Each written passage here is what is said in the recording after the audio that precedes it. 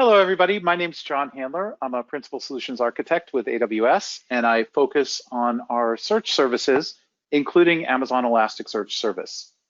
Today, we'll be talking about UltraWarm, our new feature. We're extremely excited about this feature. We feel it brings great value, and I'm really excited to dig into it with you today. Along with UltraWarm, we'll also be touching on our index state management feature, which we recently launched. Index state management is going to be the way that you get in and manage the indices within Elasticsearch and shift them over to UltraWarm for long-term analysis and storage.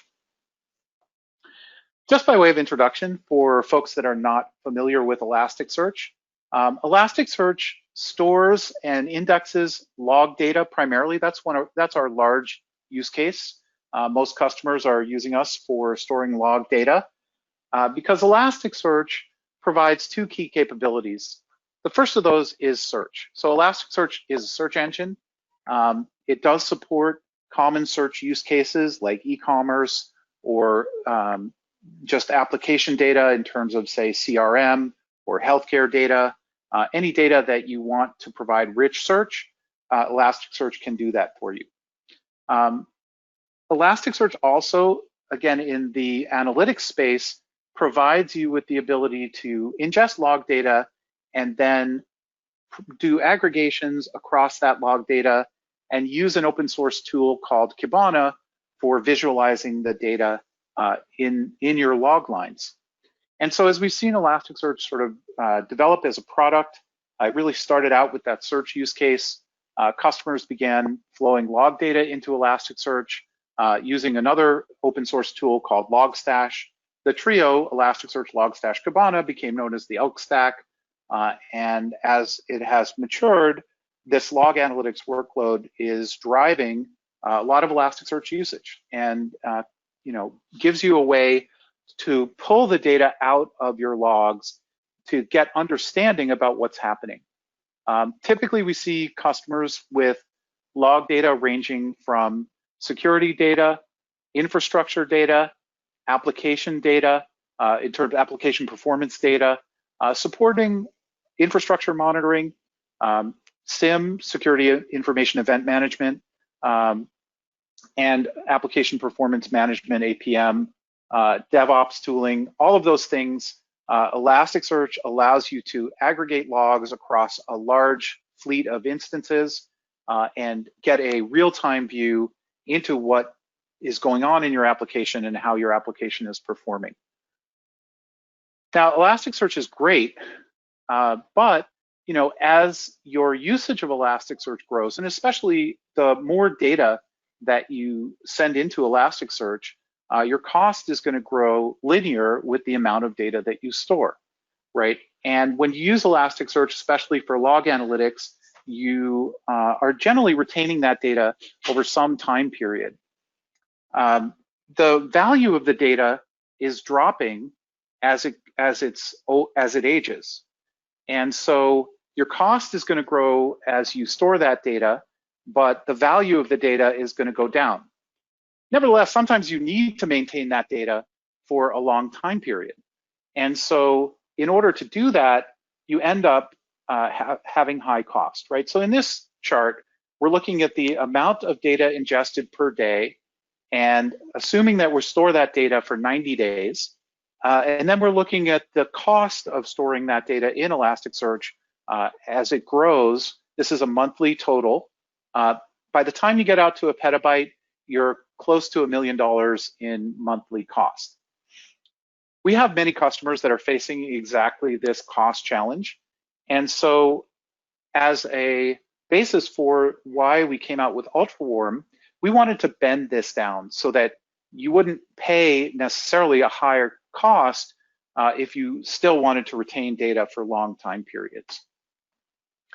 UltraWarm dramatically reduces cost. So again, if we look here, the lower line is the cost of data as you store it and migrate it into UltraWarm. In this case, we're evaluating keeping 7 days in hot data, 83 days in UltraWarm. And if we look here, The cost differential is down to 157,000 per month versus, again, close to $1 million per month. That's an 82% cost reduction that you can get for storing your data in UltraWarm. And we'll get into some of the performance and other characteristics of UltraWarm. You get this cost reduction with some compromises in terms of latency of queries, but with no compromises in terms of access to your data, access patterns, usage. You're able to do your normal tasks with all of this data at a somewhat increased latency. So what is Amazon Elasticsearch Service? Amazon Elasticsearch Service is a fully managed service that makes it easy to deploy, manage, and scale Elasticsearch and Kibana in the AWS cloud. We came out with Elasticsearch Service in 2015, have many customers who are delighted to allow us to operate Elasticsearch for them and make it easy for them to use Elasticsearch without having to think about the underlying sort of infrastructure and operations and management. Some of the things that we provide with the service, first of all, it is a fully managed service, so we make it very simple for you to deploy an Elasticsearch cluster in the AWS cloud. We have API console-based access, a lot of different ways that you can set up a cluster in minutes, and also provide an equivalent experience. We give you an endpoint where you use Elasticsearch, the normal APIs that you're already using it with. We provide a great deal of flexibility. So again, you can either, if you're using this for a search use case, you can search your data. If you're using it for log analytics, you can flow your logs in. We support tons of open source ingestion tools. We also support tons of AWS ingestion tools. All of that can flow naturally into Elasticsearch Elasticsearch Service so that you can use it in the way that you want. As with other AWS services, Amazon Elasticsearch Service provides pay-as-you-go pricing, allowing you to reduce your operational costs and right-size your Amazon Elasticsearch Service domain to optimize for cost and to optimize for performance. We have high availability features that make it easy to deploy an Amazon Elasticsearch Service domain across multiple AZs. We have self-healing clusters, 24/7 monitoring, automatic backups, support available from AWS support, and metrics for monitoring in CloudWatch. So in the availability realm, we provide you the tools you need to make this an available solution. We provide tools that make it easy for you to scale your cluster. So with one click, you can change instance types, you can change your storage types, storage amounts, you can add or remove dedicated master nodes. All of this available simply through our APIs and console and various other ways of interacting with the service. And lastly, we have a number of different security features so that you can secure your data in Amazon Elasticsearch Service with fine-grained access control, enabling you to restrict access to your data to certain of your users, and also to provide a multi-tenant Kibana experience where different users have access to different dashboards and visualizations. We also support a number of compliance regimes, so HIPAA, FISMA, SOC, PCI, FedRAMP. We provide all of the ability to deploy workloads that are compliant with those regimes. So looking at how some of our customers use Amazon Elasticsearch Service, and really focusing in on what the insights are that they're able to pull out of their data. We start with Financial Times. Financial Times stores web and clickstream data into Amazon Elasticsearch Service, and they use that for editorial decisions about the content that they're going to publish. As well, they like to share this data with their authors who delight in seeing the engagement that their customers are having with their content.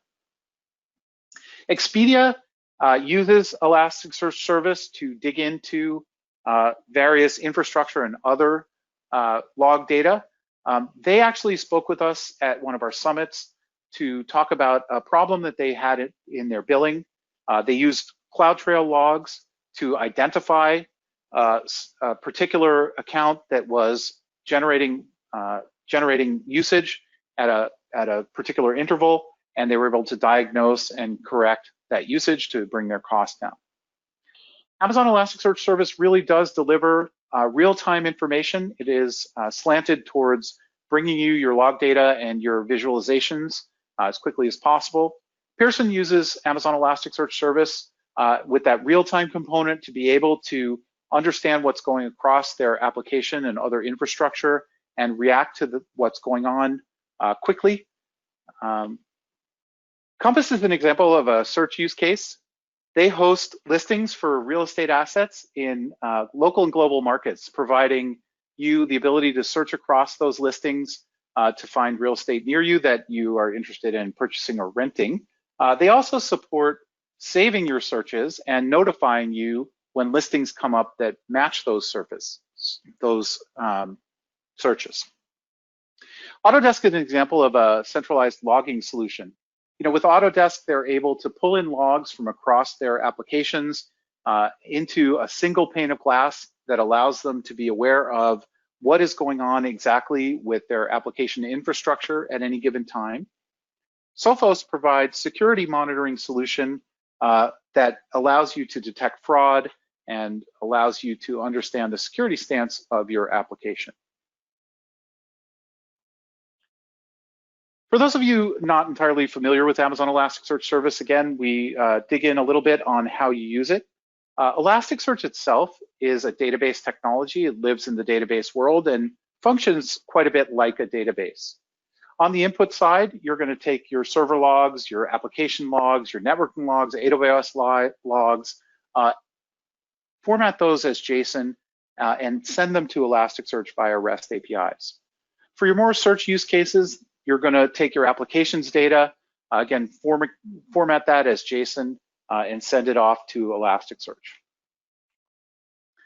All of the data in that JSON then is going to be indexed and be searchable, whether it's a full text kind of use case for application data. If you have free text, you're looking for relevant search results across that free text, or whether you have more of a metadata type or a matching type situation where you're exactly matching the data in those fields. All of those fields are indexed and all of them are searchable. Elasticsearch is going to provide you with relevant responses for queries against that data. On the query side, then you're going to use REST APIs to send in your queries. So Elasticsearch supports a rich query language that allows you to build complex Boolean queries, mix in relevance, computation, and adjustments, and additionally gives you the ability to aggregate across your data, supporting the visualizations and dashboards in Kibana. Within Elasticsearch, you have a clustered technology that is delivering the database features to you via a distributed algorithm across a set of nodes or instances. The first kind of node is a data node. The data nodes are going to store the data that you're they're actually going to store the indexes and the data for the workload that you're putting into Elasticsearch. And they respond to indexing requests, they respond to query requests, they do the work of the cluster. We also have UltraWarm nodes. The UltraWarm nodes are going to be where you move your data from your data nodes into the UltraWarm nodes. It's a separate storage tier, a separate node type that is backed by S3 as a durable store as opposed to either EBS or spinning disk, and that has a number of optimizations and performance improvements that we'll get into in great detail for the indexes that live on those nodes. And finally, we have master nodes. Those are orchestrators. They do not process any requests. They simply keep the state of the cluster and broadcast that across the data and UltraWarm nodes. We have a couple of integrations that are called out on this slide. You can use identity and access management for sort of edge access control. We have our open distro for Elasticsearch security plugin, providing you fine-grained access control over the access to indexes and documents and fields within the cluster. On the monitoring side, again, we send data to CloudWatch. So metrics about the cluster go to CloudWatch. You use CloudWatch for monitoring your Amazon Elasticsearch service domain. And we also send audit and other logging information to CloudTrail for service level commands, things like creating domains, deleting domains, etc. On the input side, we support integration directly with Kinesis Data Firehose. Kinesis Data Firehose is a really nice ingest methodology, ingest pipeline that gives you transformation, error handling, back off, and even delivery to S3 while you're delivering to Elasticsearch service. We support integration with database migration service, really relevant for the search use case. And also we support ingest from CloudWatch logs via a Lambda-backed delivery from a filter stream. So this is our infrastructure, and we're going to really focus in on UltraWarm today and talk about sort of what it is and how you use it. When we think about the log analytics workload, there's kind of a life cycle that your data is going to go through. You're going to be sending data, usually in a time-bounded way, and most commonly, you'll send all of your log data for today to an index that is time-stamped with today's date. At the end of today, you're going to roll that data off, and without UltraWarm, you would roll it off completely, potentially with a snapshot, and save that data in a colder store at a lower cost point, right? But ultimately, that data is going to go into Elasticsearch. It's going to live in Elasticsearch for a certain amount of time, and then eventually you're going to age it out and delete it. When you use UltraWarm, it's the same pattern. You're going to send your data in. You're going to be creating daily indexes. All of that indexing and index creation is going to happen in your hot tier. These are your regular data nodes. So data comes in, you're indexing it in the hot tier. It's going to live in the hot tier until its value drops to the point where you're ready to migrate it to a colder store and at a lower cost point. So as a third step, you're going to migrate the full index onto the UltraWarm tier, and we'll talk about how to accomplish that for lower cost, longer term retention of that data within the same cluster. Again, we're dealing here with a cluster of nodes, all of which are accessing this data in terms of the index it lives in, and it is transparent which node, whether it's a data node or an UltraWarm node, which node that data is actually living on as far as the Elasticsearch output is concerned. So this is, again, this point that the UltraWarm nodes really function as data nodes in the cluster. The hot warm status really is not something that Elasticsearch is aware of, or as an end user that you have to be aware of. Your data access pattern is exactly the same. You build a Kibana dashboard across the time range, and if that time range hits UltraWarm, then that data will come from UltraWarm. If it hits your hot tier, it'll come from your hot tier. We still have the same kind of scaling characteristics around UltraWarm nodes, right? So the UltraWarm nodes themselves function as data nodes. So we still want fewer than 800 shards per node based on the heap size that you have on that node. And we also still want to take the same kind of sizing and capacity planning that we would do for a hot node and apply it to the UltraWarm nodes. Again, most of this will be driven by your shard and node distribution, and you're just going to size the overall cluster. Well, we'll talk about how you're going to size the cluster. The one sort of limitation, the data in UltraWarm is read-only. So as I said, it's backed by S3. We don't support writing directly to UltraWarm. In order to modify data in the UltraWarm tier, you're going to have to bring that data back into your hot tier, do any updates that you want to do to that data, and migrate it back to UltraWarm. For this reason, UltraWarm is not really applicable for a search workload. Search workloads have almost a constant update stream. It's also not applicable, if you often modify your log data. But for log analytics, you're going to write them once, you're never going to change them. So UltraWarm, the read-only portion, it really is not going to affect you. So if we dig in And as I mentioned, there's the rolling index pattern, and we look at some of the daily indexes here. We have, logs dash timestamp underscore timestamp. All of these indexes are comprised of shards. In Elasticsearch, sharding is the way to partition your data into multiple pieces. Data is randomly, by default, distributed across those shards, and then Elasticsearch is going to distribute shards onto nodes, right? So in this case, we have 7 daily indexes. Each of them has 3 primary shards. Those are distributed across the hot data nodes. In a normal sort of deployment, this is all you would have. Your hot data nodes would do all the jobs of accessing the data for those indexes. When you use UltraWarm, you're going to use API, or we'll talk about index state management and how that plays into this picture, but you're going to use API to migrate a particular index into the warm tier. So this is the kind of the call that you'll make. You'll post UltraWarm migration, index name, and then _warm. We will pick up that index then in the hot tier, and we'll perform some optimizations.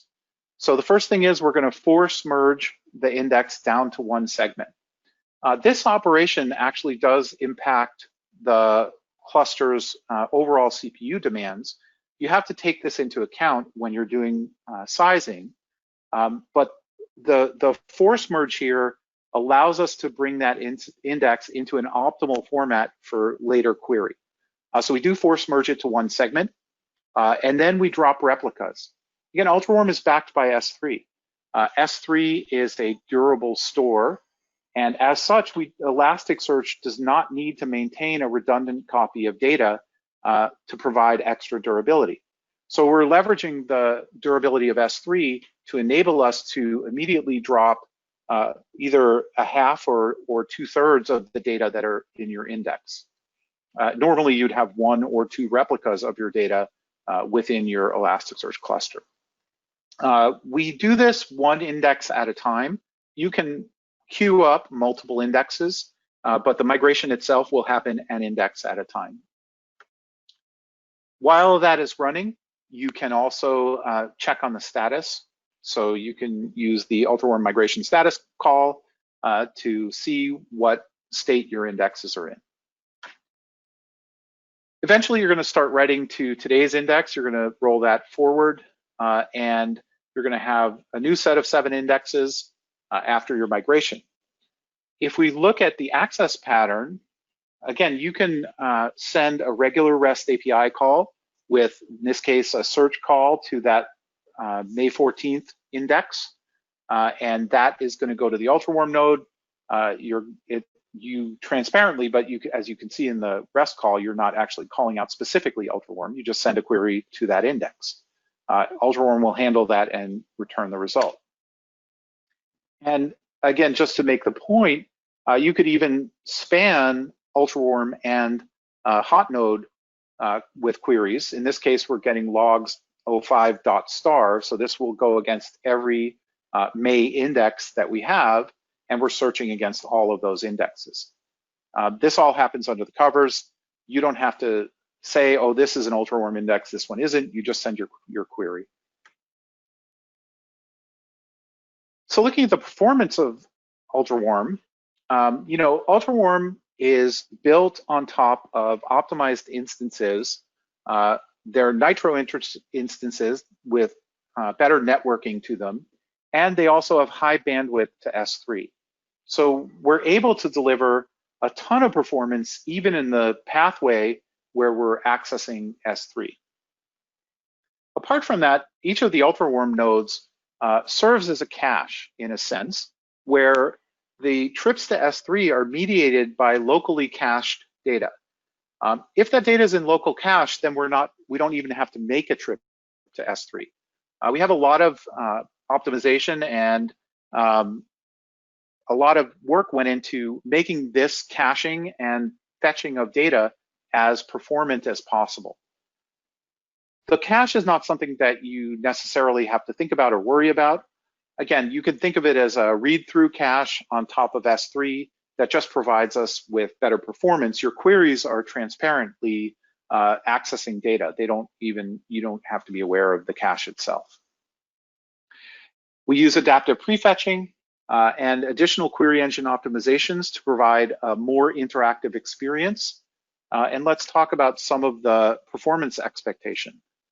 So if your queries are hitting cache data, then those queries will run like hot, order of milliseconds for these queries. If you're looking at a narrow query that is a few days of data that is not in cache, then you'll see performance that will go out to the seconds. And so our expectation is most queries, and especially for log analytics, those queries tend to be small slices of data based on a time range. Most of those queries should finish in seconds. When we get out really many days of index, or we're spanning a large data set, then we can grow out into the minutes. When I say a large span of data, we have tested UltraWarm against a petabyte of data in S3 and run queries in the minute to minute and a half range. That's our performance expectation against even a truly large data set. It is, I do want to say that when we compare this to the usual open source strategy of doing a hot, warm, cold tier architecture, the local caching, the high bandwidth to S3 delivers twice the performance of what you would get in a traditional HDD-backed warm instance. So even when we compare UltraWarm against the usual open source alternative, we see greatly improved performance for queries that are running against that colder data. And if you want to, we'll talk about the sizing of the UltraWarm nodes, but you can actually improve your latency and reduce some of the cost decrease. In other words, you can spend more money to overscale your UltraWarm tier, which essentially is going to put more cache against the data in S3. This will allow you to run queries more quickly at increased cost. So just to be aware, there is a possibility to scale UltraWarm larger than the limits that we scale with more nodes than the limits that we're going to talk about to improve performance and trade that off against the cost. So with UltraWarm, you're going to use two different instance types. We have an UltraWarm 1 medium and an UltraWarm 1 large. The medium is designed to manage 1.5 terabytes of data in S3, and the large is designed to manage 20 terabytes. When we look at the scaling, as we'll do in a second, you really are just going to determine how much data you're storing in UltraWarm and then just divide by these values. And in either case, we would expect that up to 1.5 terabytes for a medium or up to 20 terabytes of a large should perform just fine. For the cost of UltraWarm, there's an on-demand only. At the moment, we don't support reserved instance. Hourly cost, the mediums are 23.8 cents an hour and the larges are $2.68 an hour. You also pay a cost for the storage. So depending on how much data you're storing in UltraWarm, that is 2.4 cents per gigabyte month. So let's look at an example and talk about sort of both sizing and cost in this example. Let's say we have a terabyte per day of ingest, that's source data. We want to retain that data for 90 days. If we look at a hot tier only size and costing, that's 90 days of data in hot. We're going to start out with our 1 terabyte of source data, and then we're going to add an inflation factor for the conversion to index and overhead needed. So that'll put us at about 1.25 terabytes a day of storage need for that data. Our best practice is to use 2 replicas and 3 availability zones. So we will look at a total with the 2 replicas of 3.75 terabytes a day needed. For 90 days, we multiply that out. Our storage need here is 337.5 terabytes. And our recommendation to host that would be 57 R5 4X larges with 6 terabyte EBS volumes. All in and on demand, we would look at 110,000 per month for this workload. If we went all the way up to a 3-year all upfront RI, that would bring the cost down to 77,000 a month effective. So this is our costing and sizing and how we think about this: 1 terabyte a day ingest for 90 days in the hot tier. So now let's look at a comparison with storing 7 days hot and 83 days in UltraWarm. We have the same 1.25 terabytes a day storage need for the primaries. We have 2 replicas for 3 3/4 terabytes. Total storage for 7 days then is 26.25 terabytes. You can host this. We would recommend 15 i3 2X larges at an 3-year all upfront $5,500 a month effective cost. When we size for the UltraWarm, we're then going to take the 83 days and multiply by the 1.25 terabytes per day. And you'll notice here, again, we dropped the replicas. So immediately we're dropping 2/3 of the data that we're storing because we don't need replicas because we're backed by S3. So we have 104 terabytes additional storage for those 83 days at 1.25 terabytes per day. We can host this with 6 UltraWarm 1 large nodes at 11,500 per month for the nodes themselves and 2,500 for storage. That gives me 14,000 total for the UltraWarm tier.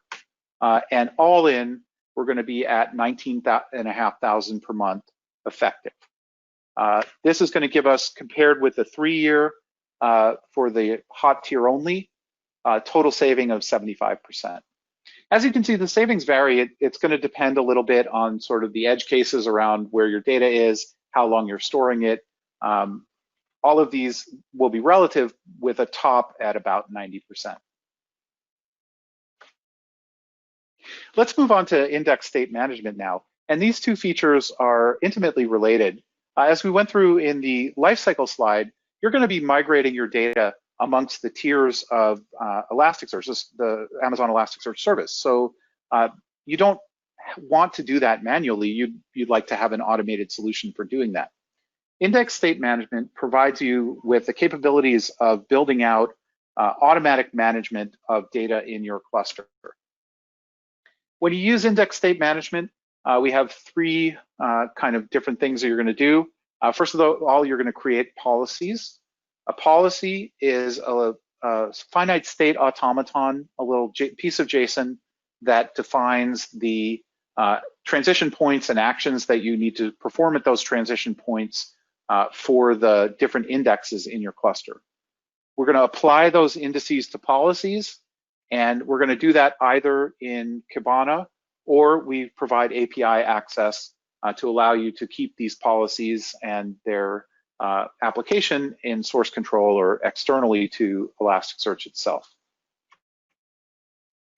The core of this feature is the policy document. Policy documents have, again, they're finite state automata. You're going to define a set of states. Indexes will start in the default state, and they'll transition to new states based on conditions that you'll specify. Transitions are the destination states, and you can add conditions into the transitions that allow you to act at certain times in the life cycle of the data. The conditions that we support are index age, the document count, the size of the index, and you can even specify a generic cron expression that would allow you to take action at particular times. And then the action is applied when you transition into the state. So let's look at an example. I know it's a little bit tiny, but it had to all fit. So this is a 3-state policy. We have a hot state, which is the default. We have a warm state, which is the second state that your data is going to go through, and that is in the warm tier. And then we have a delete state. So essentially, this is the whole life cycle of your log analytics data within Elasticsearch service. Looking at the definition itself, you can see the hot, again, default state. and then it transitions to the warm state on the condition where the min index age is 7 days. So in other words, when your index hits 7 days old, this policy is going to transition into the warm state. The actions that you can take in the warm state, we're going to take in the warm state, are do a warm migration, right? So in this case, we're migrating this index from hot to warm. We have a retry in here that, again, if it fails, we can retry it 5 times and delay for an hour in between retries. When we're done with the migration, we're going to transition to the delete state after 90 days. And so when we get to that delete state, we're sending out a notification and we're going to delete the index. Once you've defined your policy, you're going to apply that policy to your index. Here's the Kibana console within Amazon Elasticsearch Service. We provide this IM tab, index management. You can list out your logs. You can apply policies to those logs in a graphical form. Of course, if you have hundreds or thousands of indexes, doing it in a GUI is not going to be the best method. So you can also attach policies to indexes within your index template. In this case, we're defining a template that matches all of the logs star indices, and we're adding a setting under the Open Distro Index State Management Policy ID that tells us which policy should be applied according to this template, right? So you can build out an index template. Any new index which is created that has logs in the prefix will have this ingest policy applied to it. And also you can do this directly via API. You can post to the ISM add. In this case, you would put the index name on the end. I've applied to logs star indices, and I give a policy ID, and that is hot warm. Some of the details in terms of supported actions, this is our set of supported actions at this time. Force merge, I won't read them to you. We support a number of different actions. The important ones, again, are the warm migration, the rollover, notifications, etc. And the conditions we support, minimum index age, document count, size, and cron expressions. So recapping quickly, UltraWarm gives you long-term durable storage for read-only access to your log data at a greatly reduced cost. You have near hot performance in some cases and growing to minutes at petabyte scale. You can use the same data access tools and the same patterns with UltraWarm that you would use if you were hosting this all in hot. You don't have to change how you're using Elasticsearch or Amazon Elasticsearch Service. With index state management, you can easily automate the rolling of data from hot to warm and eventually off of the cluster. Thank you very much for your time and attention. Really appreciate it. We will hold for questions.